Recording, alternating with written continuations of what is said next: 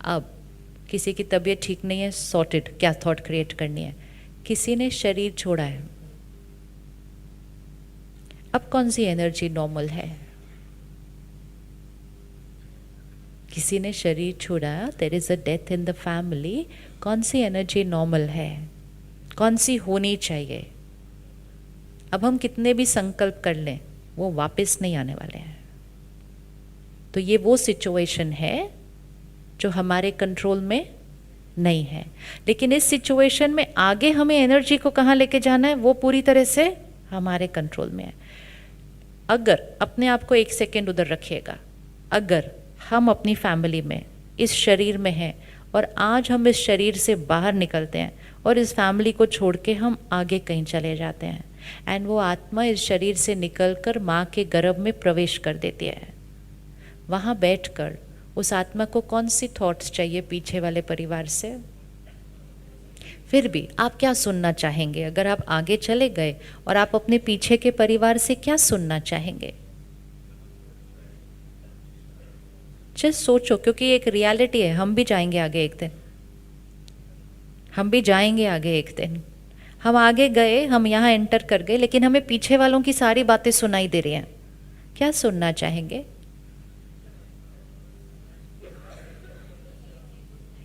सिर्फ सिंपल बात है, आप घर छोड़ के दूसरे शहर चले जाओ थोड़े दिन, आप दूसरे देश चले जाओ थोड़े दिन, और आप फ़ोन करो उनको और आप उनको पूछो कैसा है सब कुछ पीछे, आप क्या सुनना चाहेंगे?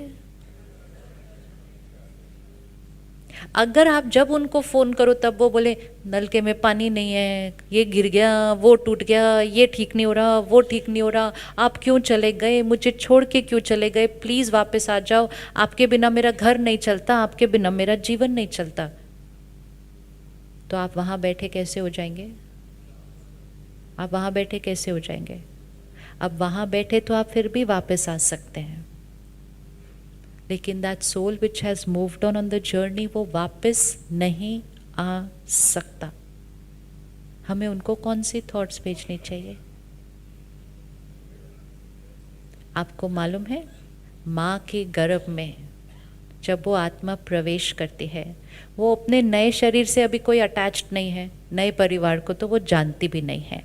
तो soul in the womb is absolutely detached, and आत्मा जब डिटैच्ड होती है, उसकी कैचिंग पावर, वो हमारी हर थॉट कैच कर सकते हैं।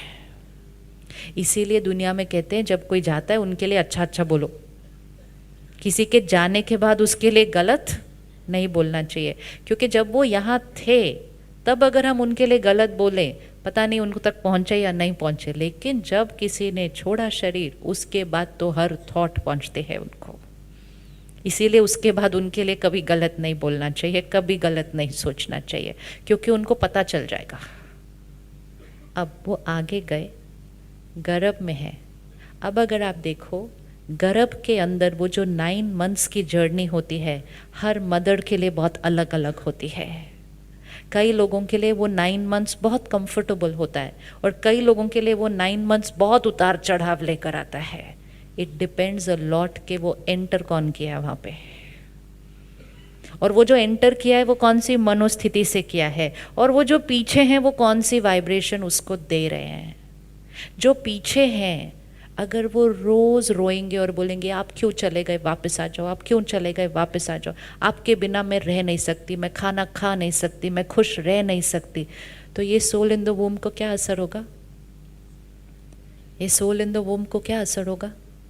ये दुखी होगा, परेशान होगा, उदास होगा, वहाँ की तरफ खिंचता जाएगा।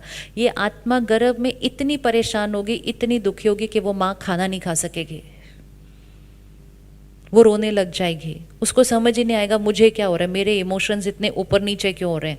वो मदर के इमोशंस नहीं होते, वो गर्भ में बैठी हुई उस आत्मा के इमोशंस ऊपर नीचे हो रहे होते हैं। तो पीछे वाले परिवार को क्या भेजना चाहिए? पीछे वाले परिवार को क्या भेजना चाहिए मैसेज? हम प्यार करते हैं ना उनसे, हम अगर प्यार करते हैं ना उनसे, तो हम उनके अच्छे के बारे में सोचेंगे। उनका वो कॉस्ट्यूम फिनिश हो गया, उनका नया कॉस्ट्यूम बहुत सुंदर बन रहा है, उनके लिए सब अच्छा हो रहा है आगे। हमारा रोल क्या है सिर्फ कि हमें उनको कौन सी एनर्जी भेजनी है। तो हमें क्या मैसेज भेजना चाहिए, पीछे सब, हमें क्या मैसेज भेजना चाहिए, पीछे सब,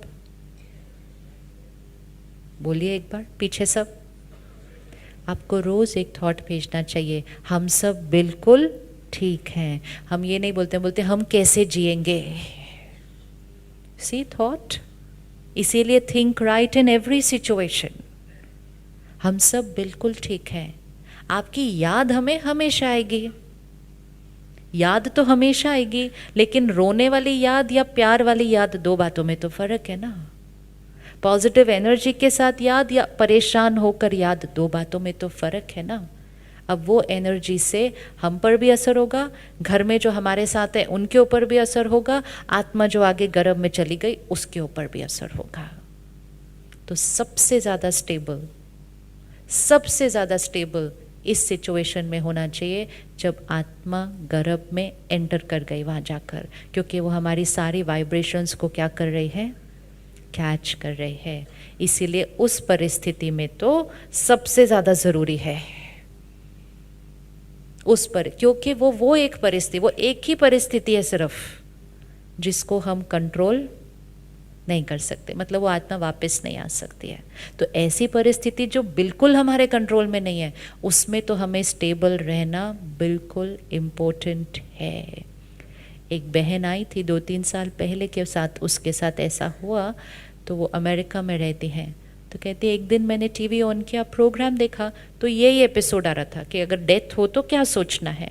कहती है मेरे को समझ आ गई बात कि आत्मा जो आगे जाएगी उसको दर्द तो नहीं देना चाहिए।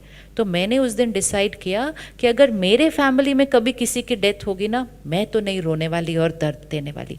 First time she saw episode, 4th day, 4 दिन देखा प्रोग्राम, 4th डे उसके 21 ईयर ओल्ड बच्चे की डेथ हो गई एक्सीडेंट में। वो उसने अपना अनुभव सुनाया आके माउंट आबू में। शी सेड मैंने फ़ोन उठाया, मुझे मैसेज मिला, लेकिन जैसे ही मैंने बात सुनी, मैंने फर्स्ट थॉट क्रिएट की, मैं मेरे बेटे को किसी का दर्द जाने नहीं दूंगी अभी। It's love for the child, love for the child. कहती I am not going to allow negative energy to reach my child now. तो वो सेंटर पे गई, सेंटर की दीदियों से रिक्वेस्ट किया कि मेरे घर पे आकर ऐसी एनर्जी क्रिएट करो कि मेरे घर पे आकर कोई रोना नहीं चाहिए मेरे बच्चे के लिए। And she did it. आज 3 साल हो गए हैं। वो जाके परिवारों से मिलती है और उनको सिखाती है कि कैसे स्टेबल रहना है अगर उनके घर में कुछ हो जाए। तो इसका मतलब ये थोड़ी है कि बेटे की याद नहीं आती है, इसका मतलब ये थोड़ी है कि बच्चे को मिस नहीं करना है। इसका मतलब सिर्फ ये है कि अंडरस्टैंड करना है कि मुझे अपने बच्चे को कौन सी एनर्जी भेजनी है, और लाइफ की सबसे डिफ़िकल्ट सिचुएशन में भी सही सोच कर उस आत्मा का भी आगे भाग्य बदल देना है, क्योंकि वो दुआएं लेकर जाएंगे यहाँ से। सिर्फ प्रेयर करके नहीं शांति भेज सकते, सारा दिन शांति की थॉट भेजनी है। पूजा पाठ क्यों किया जाता है उस टाइम, ताकि पूरा परिवार कैसे हो जाए, शांत हो जाए। क्यों शांत होना इम्पोर्टेंट है, उस आत्मा के लिए बहुत इम्पोर्टेंट है। तो हर सिचुएशन में थॉट्स किसकी चॉइस है, हर सिचुएशन में थॉट किसकी चॉइस है, हमारी है। कोई भी ऐसी परिस्थिति नहीं जिसमें हम सही सोच सकते नहीं, कोई भी नहीं है परिस्थिति। And most important power of our thoughts, कि हमारे सोच से, इस एक परिस्थिति को छोड़ के बाकी तो हमारी सोच से हर परिस्थिति चेंज हो सकती है।